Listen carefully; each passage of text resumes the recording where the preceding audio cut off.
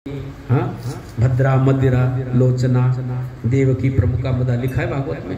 तो रोहिणी एक पत्नी थी, तो योग माया को कहा कि तुम क्या करो, इस देवकी के कहते हैं 7वें गर्भ को तुम रोहिणी के उदर में पहुंचा दो। तो देवी माता जो भगवती योग माया परमात्मा के, उसने कहा कि ठीक है मैं जाऊंगी, फिर हमें क्या प्राप्त होगा? बोले देखो नाम ध्येयानुकुर्वन्ते स्थानानि नरा भुवि, जय जयकार होगे संसार में और अनेक नामों से मां तुम प्रसिद्ध हो जाओगे। तो योग माया ने क्या किया, उस बालक को जो 7वां बलराम के रूप में आने वाले थे उनको रोहिणी के गर्भ में पहुंचा दिया और योग माया की जय जयकार हो गई उससे। और कंसा आदि को लगा कि भाई 7वां तो मेरे डर से पैदा हुआ ही नहीं, और हंसी मजाक उड़ाने लगे इस प्रकार से। परंतु उसको क्या पता है लीला कैसे परमात्मा ने की। और आगे चल करके 8वें बार जब देवकी गर्भवती है तो उसका तेज बढ़ने लगा और कंस भी उसके सामने जाता तो भयभीत सा होने लगा और उसके मन में अहिंसा का भाव जगने लगा। क्यों? क्योंकि उसके उदर में साक्षात भगवान परमात्मा है। और देवताओं को जब पता चला तो भगवान शिव ब्रह्मा आदि और सबके ब्रह्मा शिव नारद आदि बंदीगण सबके सब परमात्मा की स्तुति कारागृह में आकर के करने लगे। बोलो सच्चिदानंद भगवान की जय। सत्यव्रतम सत्य परम त्रिसत्यम सत्यस्य योनिम निहितं च सत्ये सत्यस्य सत्यमित सत्य नेत्रम सत्यात्मकं त्वां शरणं प्रपन्ना।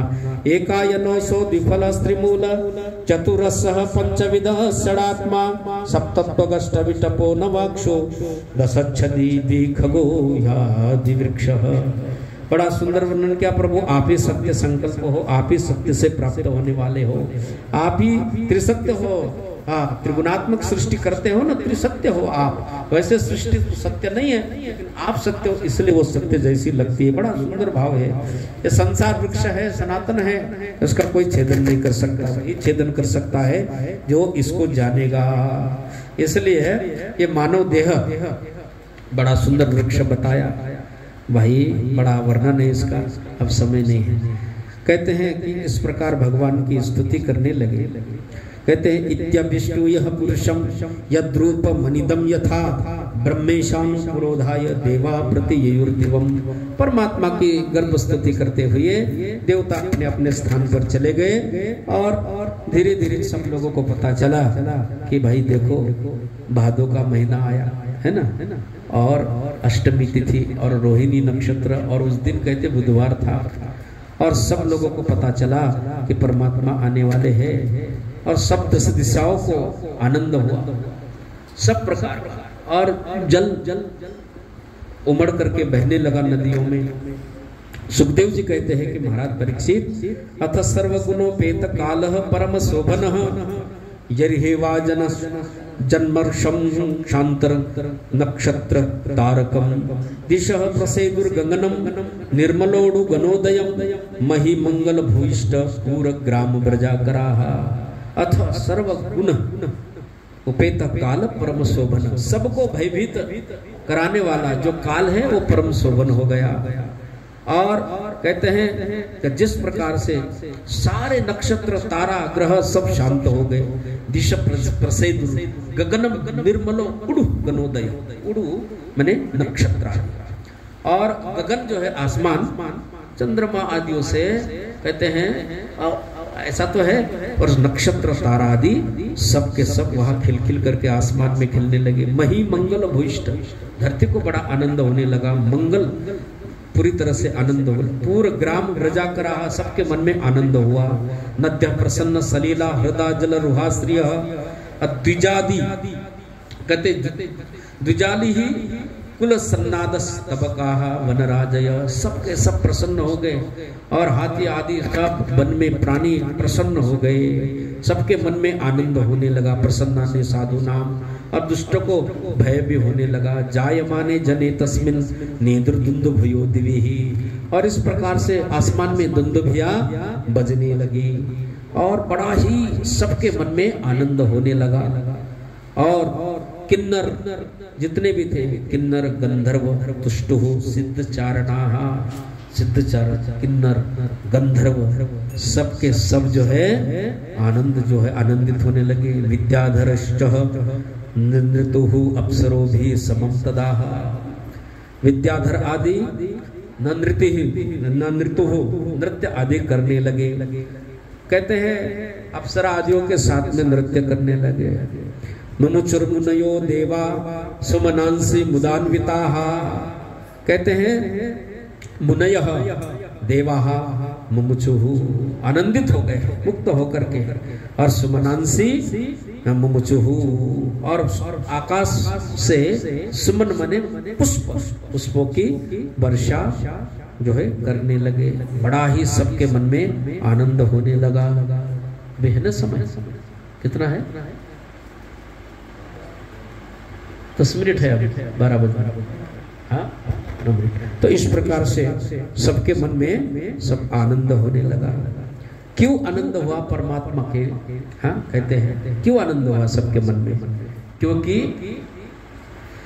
वैसे तो परमात्मा सबके अंतरात्मा है या नहीं? कहाँ है परमात्मा?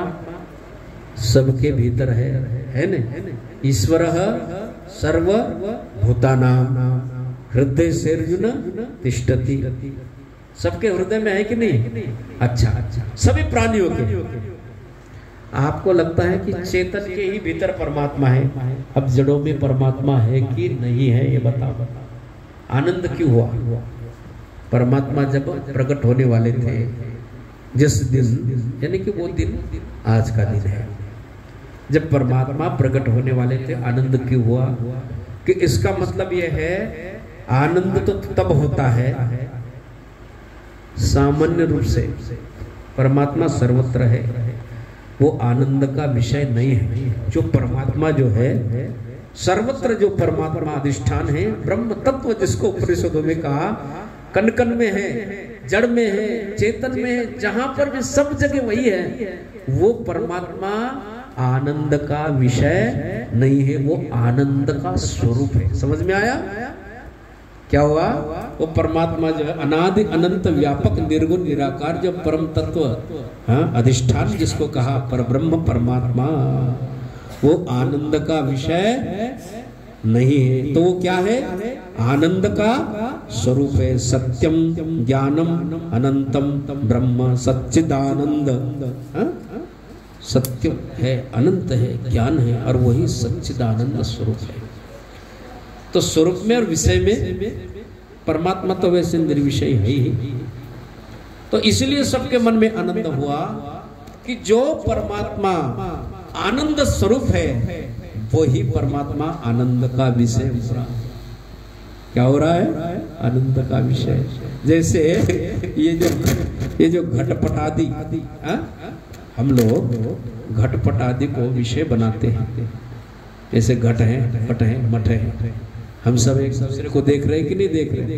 हाँ, तो हम एक दूसरे को जब देख रहे हैं तो ये तो चर्म चक्षु का विषय हो रहा है कि नहीं सब? हाँ, चक्षु का विषय है। ये जो शब्द है वो भी कान आपका ग्रहण कर रहा है, वो भी विषय है। हाँ, श्रोत्र इंद्रिय का विषय हो गया शब्द, चक्षु का विषय हो गया रूप। हुआ कि नहीं हुआ? आप बताओ, वैसे परमात्मा विषय हो गए क्या? वैसे परमात्मा विषय नहीं है। वो परमात्मा है वृत्ति के माध्यम से और अज्ञान के निवृत्ति के लिए मात्र विषय है। क्या समझ रहे हैं आप लोग? परमात्मा अज्ञान के निवृत्ति के लिए मात्र क्या हो रहे? वो आनंद का विषय बन रहे हैं। समझ में आई बात?